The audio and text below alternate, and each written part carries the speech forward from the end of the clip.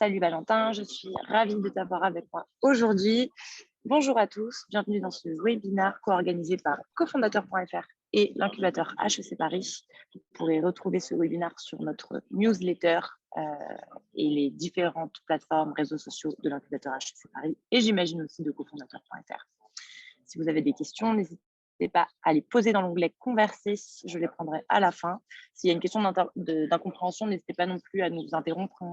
Valentin n'hésitera pas à revenir sur une slide ou à mieux s'expliquer s'il y a une incompréhension. Avec grand plaisir. Voilà, j'ai tout dit. Valentin, the floor is yours. On est pas mal, je pense qu'on peut partir. Donc, bonjour à tous et merci de votre présence aujourd'hui sur ce petit atelier. Comment trouver son profil associé technique, son associé profil technique. C'est une question à laquelle on va essayer de répondre aujourd'hui. Alors, je vais me présenter très très rapidement. Du coup, je suis Valentin Brulin, j'ai 30 ans aujourd'hui d'ailleurs. Joyeux anniversaire. Merci beaucoup. Et je suis du coup le cofondateur de cofondateur.fr.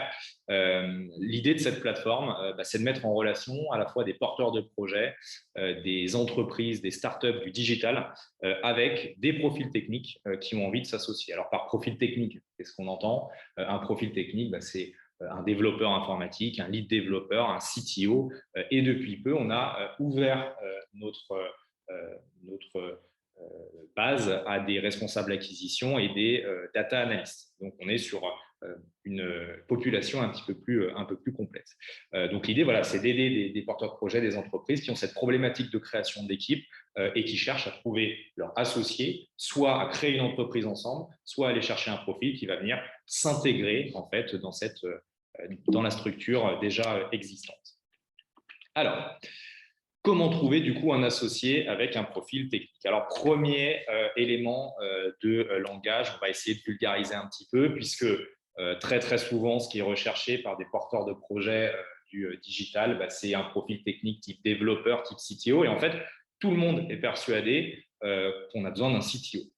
Et la vraie question, c'est quoi en fait un CTO et quelle est la différence avec un développeur? En fait, un CTO, c'est un terme qui est véritablement galvaudé aujourd'hui. Un développeur, c'est un profil qui écrit des lignes de code pour créer, par exemple, une application mobile ou bien un site web. Un CTO, c'est pas du tout ça. Un CTO, c'est un profil, un CTO au sens informatique, quelqu'un qui est passé par le code, mais qui a cette compétence en fait de management, qui a été par la suite lead développeur, qui a accompagné en fait des profils techniques, des développeurs sur de la création digitale, et puis qui a évolué, qui a une certaine expérience et qui a désormais une vision en fait à 360 de la société, à la fois une vision business et surtout une vision technique. C'est quelqu'un qui est capable de structurer une architecture technique, de faire les bons choix techno, de recruter une équipe et de la manager. Donc en fait, la vraie question, et ce à quoi on va venir un petit peu plus tard, c'est est-ce que moi, quand je suis porteur de projet, que j'ai une idée de création d'applications mobiles ou bien de site internet, est-ce que en fait, je vais m'associer, est-ce que je dois m'associer avec un CTO? En fait, ce n'est pas forcément vrai. Maintenant qu'on a fait ce petit élément de langage, on va aller un petit peu plus loin. On a vulgarisé ça. Donc, on a pour moi différents profils. Développeur junior, c'est un développeur qui sort de l'école ou bien qui est autodidacte et qui a assez peu d'expérience. Puis développeur senior avec un peu plus d'expérience. Un lead dev, un lead développeur, c'est un développeur qui reste encore beaucoup les mains dans le cambouis, mais qui manage une équipe de développeurs et qui est lead développeur, donc leader en fait d'un projet de développement. Le CTO, comme je l'ai dit, on y ajoute cette compétence à la fois management qui est déjà présente chez le lead dev, mais surtout cette compétence stratégique. C'est lui qui va dessiner la stratégie technologique de l'entreprise. Pourquoi est-ce qu'il faut s'associer ou pourquoi est-ce qu'on doit s'associer avec un profil technique? Est-ce que c'est toujours nécessaire? Alors, 5 petits éléments de réponse que je vais détailler un petit peu. Premièrement, alors, vous allez dire, il est bien sympa, mais il enfonce des portes ouvertes, on s'associe pour ne pas être seul. Alors, ça c'est vrai, on s'associe, alors ça marche avec des profils techniques, mais ça marche également avec tout type de profil.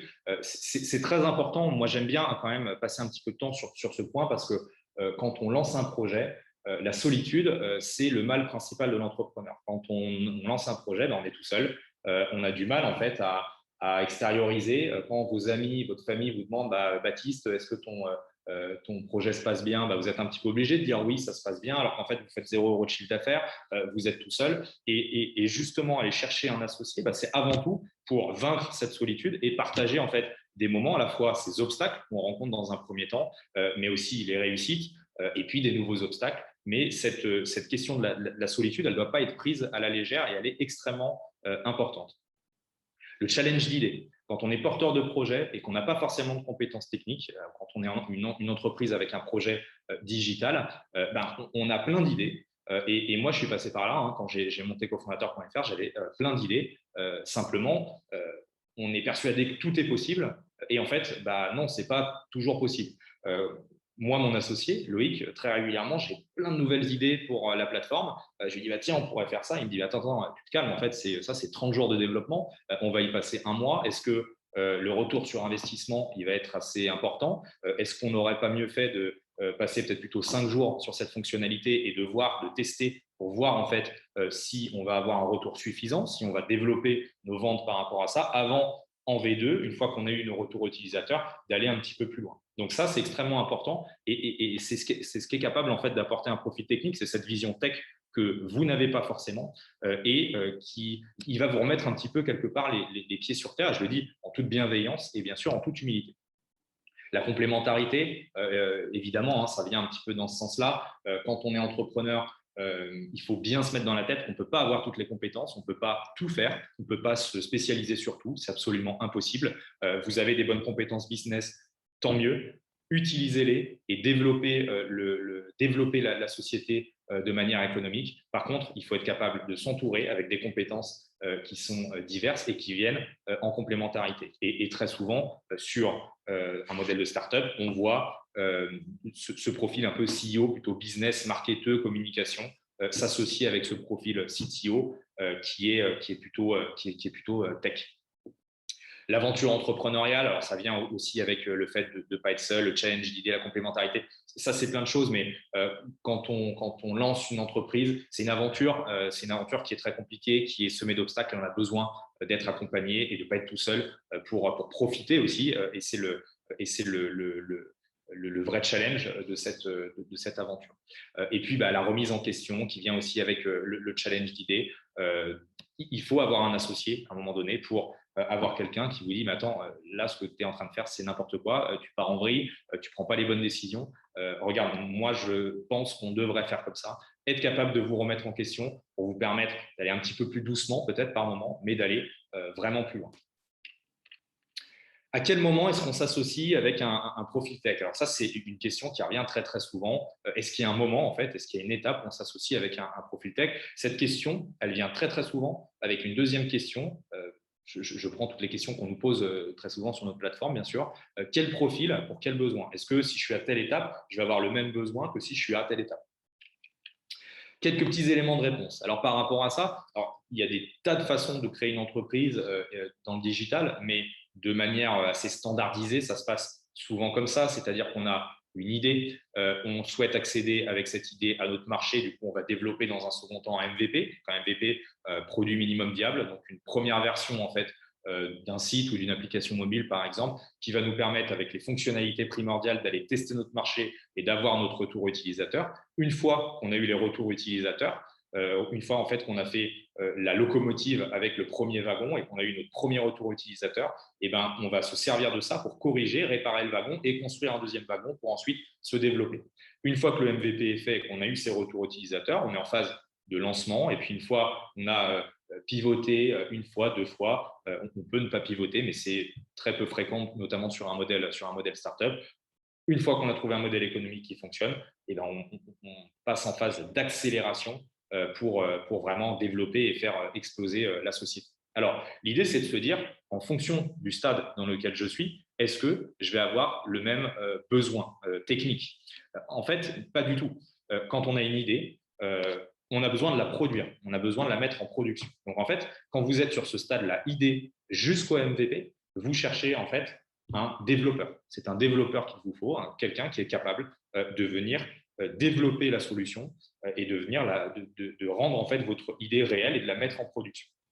Par la suite, quand on a développé le MVP, bien évidemment, si on suit ce chemin et qu'on est en phase de lancement, qu'on accélère par la suite, on va avoir besoin d'un lead développeur, c'est-à-dire quelqu'un qui va être capable de manager une petite équipe de développeurs parce que dans cette phase-là, les clients vont commencer à arriver, donc il va falloir produire un peu plus rapidement. Donc pour ça, on va commencer à venir s'entourer d'un peu plus de compétences techniques, que ce soit des stagiaires, que ce soit des salariés, peut-être pas encore, que ce soit des freelances, mais il faut une personne qui est capable en fait de manager l'ensemble de ses compétences pour prendre la bonne direction et s'assurer en fait que les développements sont faits en temps et en heure. Et puis sur une phase d'accélération où il faut tenir le cap, où il faut scaler assez rapidement, là vous avez absolument besoin, quoi qu'il arrive, d'un CTO.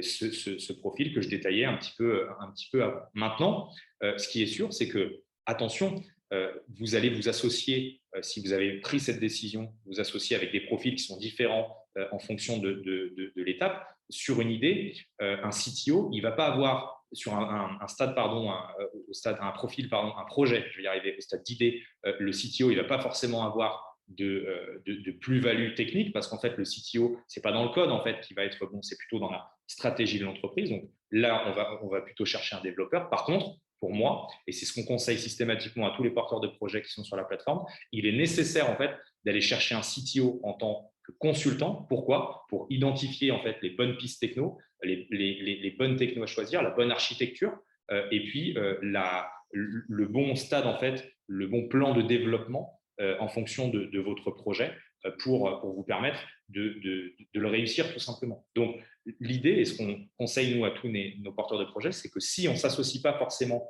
avec le même profil en fonction du stade d'avancée, il est toujours nécessaire d'aller chercher cette compétence CTO en consulting pour avoir les bonnes infos et être capable de prendre les bonnes décisions.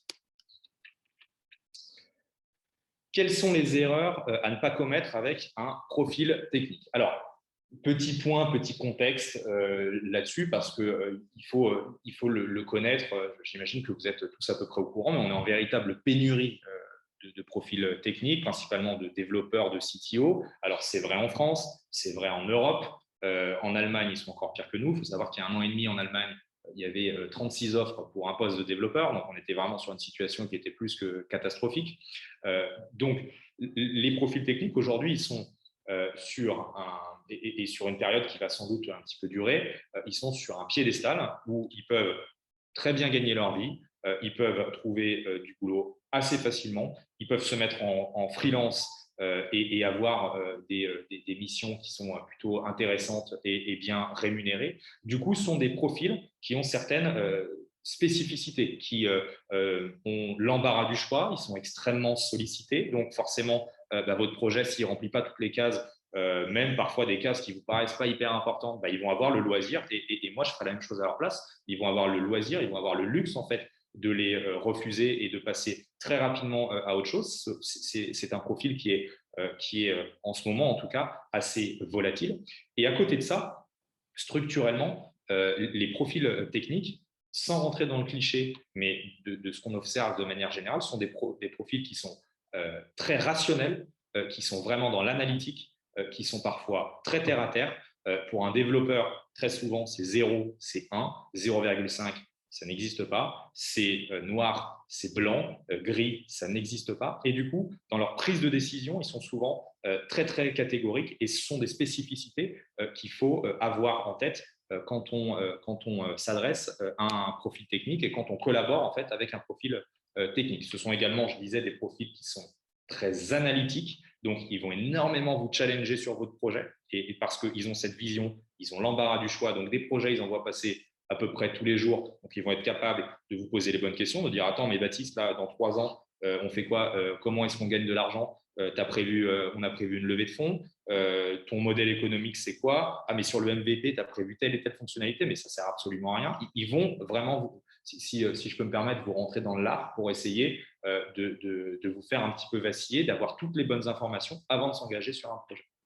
Donc ça, c'est des éléments qu'il faut avoir. Du coup, il y a quelques petites erreurs qu'il ne faut absolument pas faire avec ces profils-là. Et ce sont les erreurs qu'on observe très souvent sur la plateforme, des erreurs qui poussent les projets un peu dans le mur, malheureusement. Premièrement, c'est surestimer son projet et ses capacités. Alors, vous connaissez tous Oussama Ammar de The Family, j'imagine. Il avait une expression que je trouve hyper intéressante. Il disait, et c'est ce qu'on observe parfois, malheureusement, sur la plateforme, il disait qu'il y a beaucoup de porteurs de projets, de profils CEO, qui sont un peu comme le pharaon là, qui descend de la montagne avec son projet, avec ses compétences, et qui s'imaginent que tous les développeurs, tous les profils techniques de la planète sont à leurs pieds et sont prêts à joindre le projet. Mais dans la pratique, en fait, ça ne se passe pas du tout comme ça. J'imagine que vous n'êtes pas comme ça, mais il faut faire très, très attention parce que ça, chez un profil technique, c'est rédhibitoire. Comment dire, le cliché de l'étudiant ou de l'ex-étudiant école de commerce, et j'en ai été un, qui pipote, qui parle énormément mais qui ne fait pas grand-chose, ils l'ont en tête. Donc, il faut faire très attention à ça et ne surtout pas surestimer son projet, ne surtout pas montrer trop d'arrogance et pas surestimer ses capacités parce que les capacités, vous êtes comme tout le monde, vous en avez, mais vous ne les avez pas toutes. Ne pas prendre en compte les spécificités du profil. Ça, je l'ai un petit peu détaillé avant. Profil très analytique, profil très rationnel, très terre-à-terre. Donc, attention de ne pas raconter n'importe quoi, d'être cadré dans vos présentations, de montrer une évolution claire, de montrer un challenge, de montrer votre volonté dans le futur d'avancer et essayer de faire quelque chose de très clair, de très cadré pour éviter qu'ils se disent « Oula, ça ne va pas du tout le faire parce que ça part dans tous les sens ». Ne pas écouter. On voit beaucoup de porteurs de projets qui ont leur idée, qui sont persuadés que c'est comme ça que ça doit se passer. Et puis, le profil technique en face, il lui prouve par A plus B que c'est pas possible, que techniquement c'est pas possible parce que c'est beaucoup trop de développement et qu'on est sur un projet qui est beaucoup trop ambitieux et qu'il faut plutôt partir dans un premier temps sur une première version un petit peu élaguée en termes de fonctionnalité pour aller derrière un petit peu plus loin. Et ça, très très souvent, ça passe pas bien. On n'accepte pas de se remettre en question, on n'accepte pas d'écouter et on se dit bah non, tant pis, je passe au suivant. Sauf qu'en fait, des suivants, il n'y en aura pas 50 000 parce qu'aujourd'hui, ces profils, ils sont très très rares et ils ont l'or entre les deux. Surestimer le profil, ça c'est il y a ce problème de surestimer son propre projet et ses capacités. Surestimer le profil, c'est surestimer le profil technique. Il ne faut pas imaginer en fait qu'en face de vous, on a des magiciens qui peuvent tout faire. Donc il faut apprendre, et ça vient avec le fait d'écouter, il faut apprendre à les écouter, à comprendre en fait ce qu'il est possible de faire et ce qui n'est pas possible de faire, et de remettre en fait chacun à sa place par rapport à ça. Et enfin, alors ça pour moi, c'est l'erreur majeure de beaucoup de porteurs de projets qui viennent en fait en disant bah voilà, moi j'ai tel projet, je veux faire un projet d'une plateforme web, on va développer ça sous Python. Je suis sûr de moi, c'est du Python. Et en fait, quand le profil technique lui demande mais pourquoi en fait tu veux faire ça sous Python, en fait tout simplement parce que j'ai lu 2 articles là qui disaient que Python c'était hyper bien et que en termes de data analyse c'est vraiment la techno qui est la plus appropriée. Alors oui, peut-être, mais c'est pas à vous en fait de choisir ça. C'est au profil technique qui va prendre votre projet et qui va vous dire en fait en fonction déjà lui de ses compétences. Il partira pas de toute façon, il va s'associer dans la structure. Il va pas partir sur une techno qui n'a aucun sens et qui va l'emmener droit dans le mur. Donc, c'est à lui, en fait, de choisir la bonne techno, de faire les bonnes recommandations. Et si vous avez un doute, n'hésitez pas à prendre un consultant CTO, comme je vous en parlais un petit peu en amont, pour valider, en fait, ces choix techno. Mais c'est un petit peu comme si vous qui avez une formation commerciale, le profil technique, il n'en a aucune de compétences commerciales, venez vous voir et vous disait pour vendre, en fait, ce que tu vas faire, c'est que tu vas faire un argumentaire là, comme ça, tu vas aller voir tel cible, tu vas leur dire exactement ça, tu vas faire un premier rendez-vous de prise du besoin, ensuite tu vas faire ça. En fait, ça n'a aucun sens. Chacun empiète en faisant ça, vous empiétez sur son domaine, en faisant ça, il empiète sur votre domaine. Donc attention à bien rester dans votre cadre et à apprendre à faire confiance à ces profils sur leur partie. Qu'est-ce que cherche un profil technique? Qu'est-ce qui va aujourd'hui motiver, ça c'est une question qui revient très souvent, qu'est-ce qui va motiver un profil technique à s'associer alors qu'aujourd'hui il est dans une situation qui est plutôt favorable par rapport au marché. Alors, nous, on a fait une étude sur un peu plus de 1000 profils techniques sur la plateforme et on a 5 éléments de réponse qui sont ressortis. Les voilà, que je vais détailler. Alors, premièrement, la liberté. Alors, pour moi, c'est un des plus gros mythes ça, de l'entrepreneuriat. Moi, je garantis que voilà, la société cofondateur a été… on l'a lancé en 2017. On a passé avant 1 an et demi sur le projet pour créer un premier MVP. Moi, je garantis que sur les 3-4 premières années de l'entrepreneuriat, s'il y a bien une chose que je n'ai pas ressentie, c'est la liberté.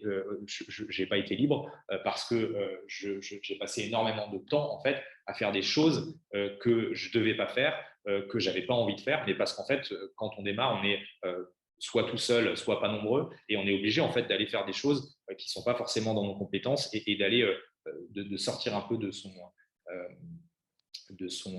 sa sécurité, de son seuil de sécurité.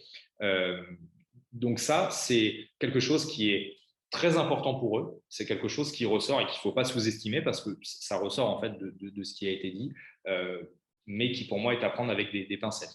Ça veut dire quoi pour eux la liberté? Aujourd'hui, ils sont sur des postes, soit en CDI, soit sur des missions qui parfois les intéressent pas du tout, où ils se retrouvent en fait dans un carcan et dans un périmètre en fait de fonctionnalités et de tâches qui est très limité par rapport à ce qu'ils ont envie de faire ou ce qu'ils pourraient faire. Donc, par l'entrepreneuriat, ils ressentent en fait cette possibilité d'avoir une liberté de faire des choses vraiment qui leur plaisent et d'aller vraiment s'éclater sur plein de domaines. Alors, ils n'ont pas tort. Par contre, il y a forcément à un moment donné des choses qu'ils vont devoir faire sur la partie technique qui ne vont pas être forcément très, très agréables et qu'il va falloir intégrer.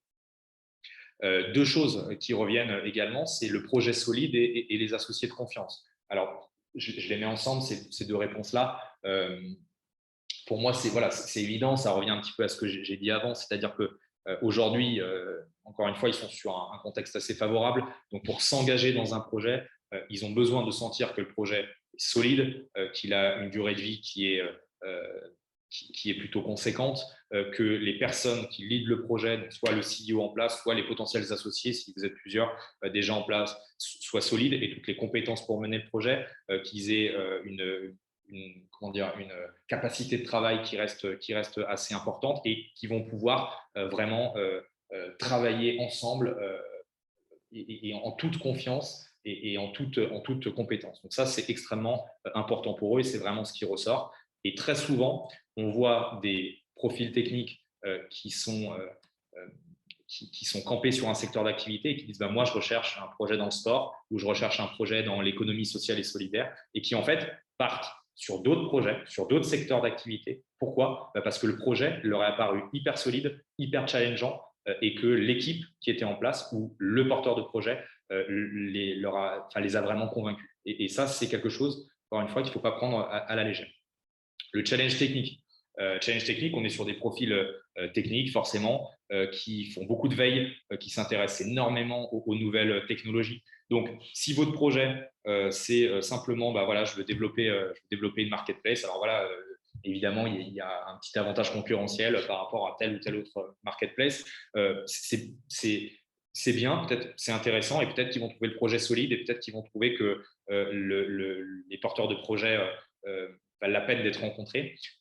Mais peut-être que sur le challenge technique, au bout d'un moment, ils vont peut-être un petit peu s'ennuyer. Un challenge technique, très souvent, quand on parle dans le futur d'intelligence artificielle, un système de smart contracts avec de la blockchain, ça, c'est des choses en fait qui résonnent fort en eux parce qu'ils se disent voilà, je vais développer premièrement peut-être un MVP qui va être assez basique fonctionnellement parlant, mais derrière, il y a cette possibilité d'évolution technique. Je vais pouvoir m'éclater sur des technos que je ne maîtrise pas forcément, d'ailleurs, dans un premier temps, que je vais apprendre, sur lesquels je vais me former.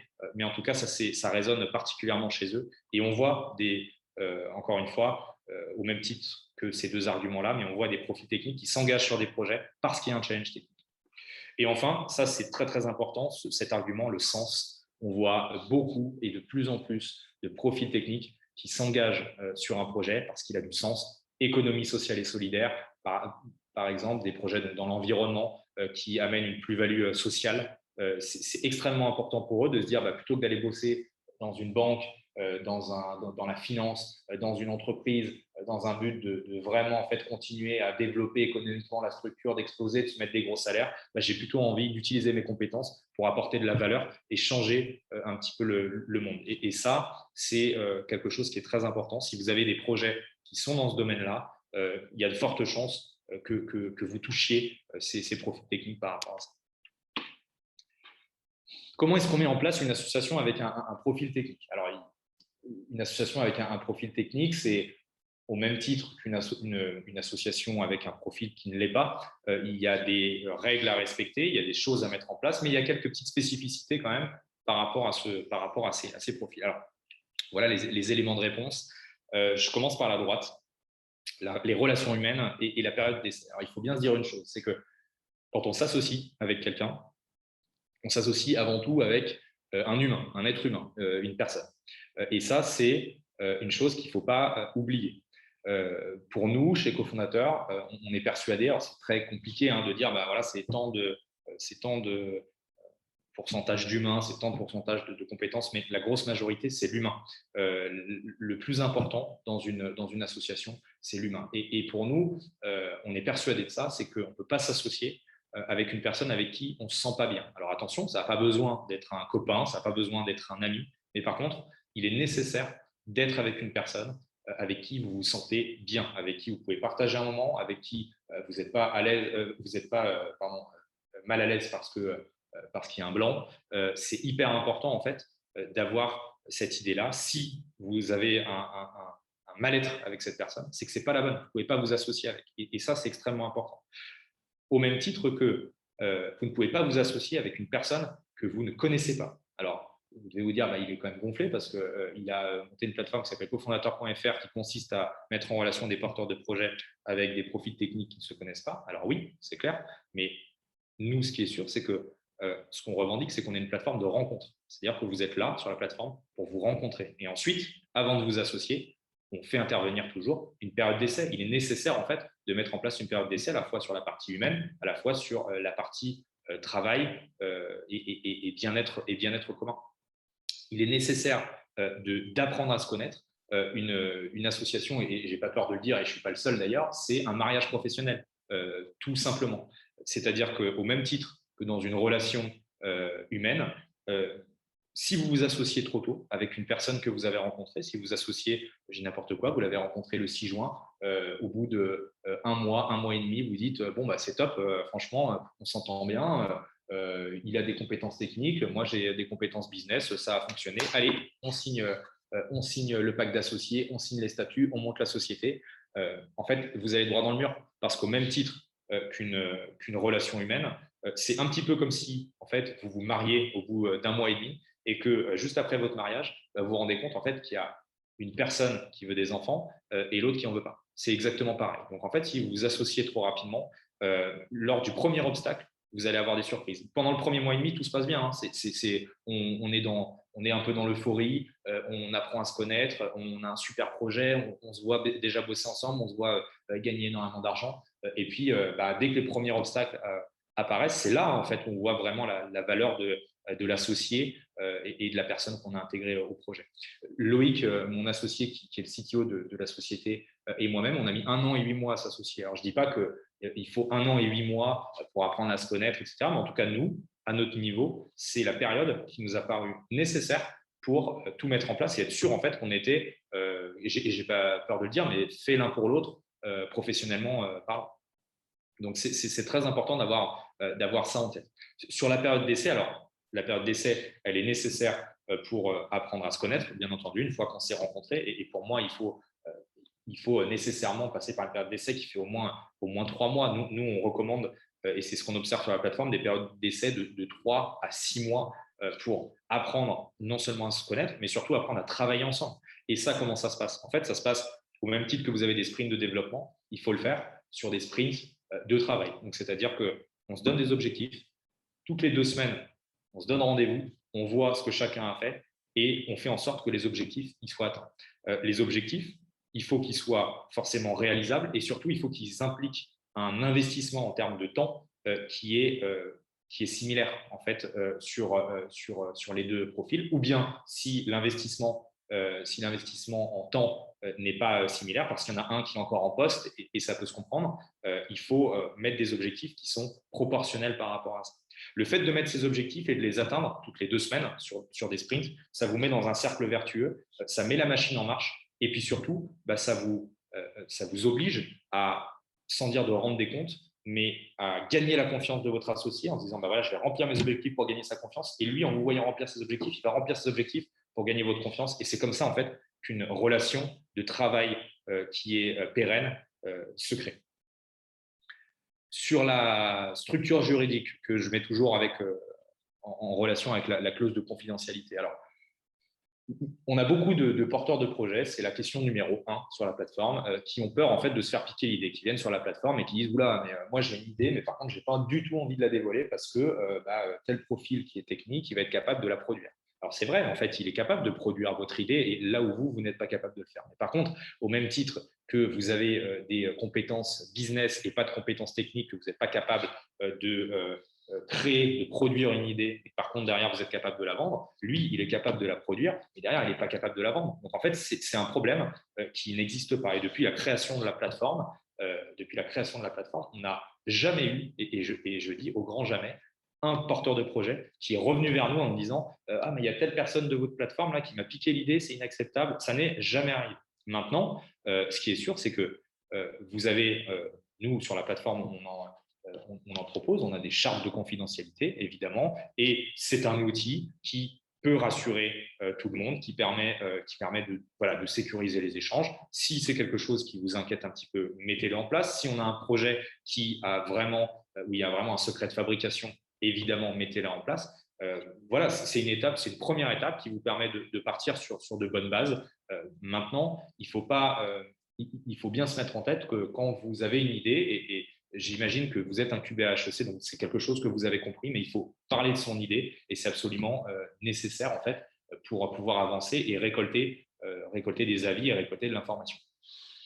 Sur la structure juridique, évidemment, quand on s'associe avec un profil technique ou pas d'ailleurs, on passe par toutes les étapes, l'aide d'intention de société, le pacte d'associés, derrière on met en place un système. Alors, en général, c'est une SAS. Quand on est sur un projet digital, sur une startup, on est plutôt sur un SAS. Derrière, c'est soit des BSPCE, soit des BSA, soit des BSAR. Donc, ça, c'est des choses, bien sûr, à creuser avec votre conseil juridique, et faites-vous toujours accompagner là-dessus.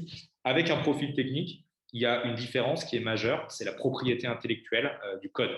Donc, ça c'est quelque chose à laquelle il faut faire extrêmement attention. On a eu plusieurs exemples de personnes qui sont parties sur la confiance, qui ont travaillé ensemble avec un profil CEO, un profil CTO.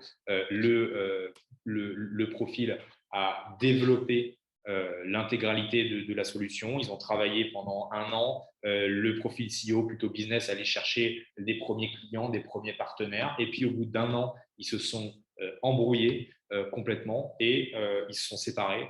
Sauf que rien n'avait été validé juridiquement. Le code, il appartenait donc à celui qui l'avait créé, à savoir le développeur. Du coup, ils se sont séparés, et le CEO, il s'est retrouvé un peu bébête, avec 1 an de travail jeté à la poubelle, sans code, sans rien, avec une idée en fait qui avait été produite et qui a été jetée à la poubelle. Et ça, psychologiquement, je ne l'ai jamais vécu, mais pour avoir échangé avec ces profils-là, je peux vous assurer que c'est extrêmement traumatisant, et qu'avant de remettre le pied à l'étrier pour repartir sur une idée ou redévelopper la même idée, c'est extrêmement compliqué. Donc, faites très, très attention à ça. Faites-vous accompagner là-dessus. Protégez votre code. La première chose à faire, c'est que le code, il appartient pas à Jean-Baptiste qui est développeur, ou bien à Baptiste qui est profil CEO, mais il appartient à la société. Ça, c'est la première chose à faire.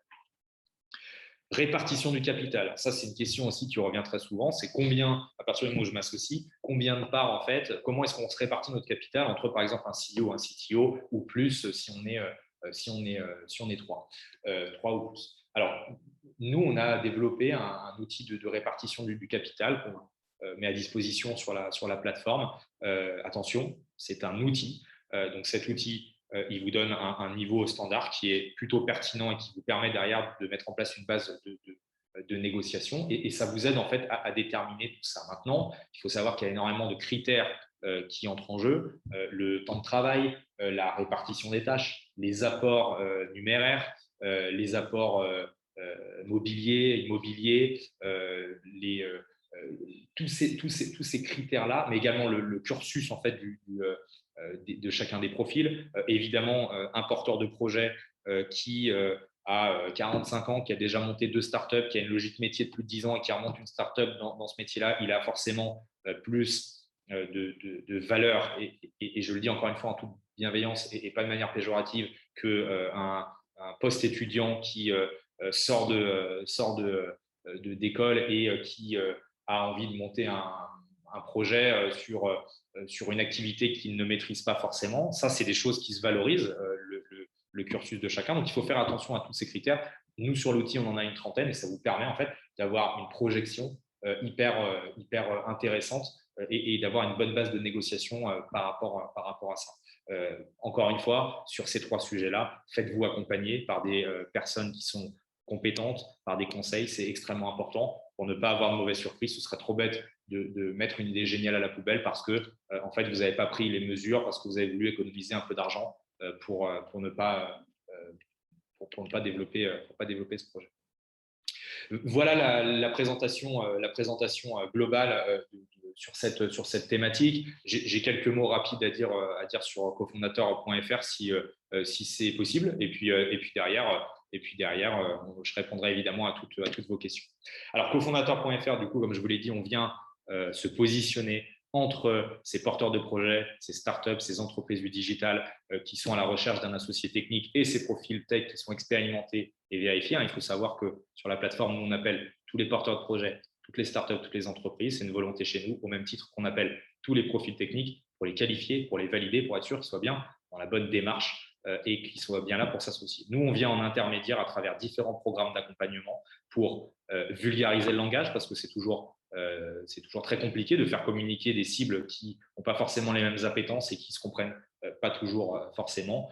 On est là pour les mettre en relation, à la fois sur un programme de rencontre où pendant 3 mois, on vous accompagne pour vous aider à rencontrer en fait des profils. Et puis derrière, on a un programme qui est post-rencontre, un programme à l'accompagnement en fait, à l'association sur 6 ateliers où en fait, on vous aide à bien structurer l'association et éviter que les choses se passent mal, même si évidemment on n'a pas la recette miracle de l'association puisqu'elle n'existe pas, toutes les associations sont différentes. Bon, là on est sur à la fois les domaines de compétences, mais les secteurs d'activité, mais également les compétences techno que vous pouvez trouver sur la plateforme, c'est des petits nuages. Et puis voilà, quelques startups qui sont passées chez nous. Nous, on est évidemment sur une population qui est très jeune. On a des startups qui ont toutes moins de 3 ans, le temps qu'elles se rencontrent sur la plateforme. Donc, on n'a pas encore de licorne, malheureusement, mais j'espère qu'on en aura un jour une et qu'on pourra revenir chez HEC en vous disant, voilà, il y a telle société qui est passée chez nous. Dans les plus connus, Green God, que vous devez certainement connaître, qui est une banque écologique, et puis Trilise sur de la location de matériel informatique, de la fourniture de matériel informatique aux entreprises. Voilà pour moi et écoutez, je suis à votre écoute pour toutes vos questions. Merci Valentin. Avec plaisir.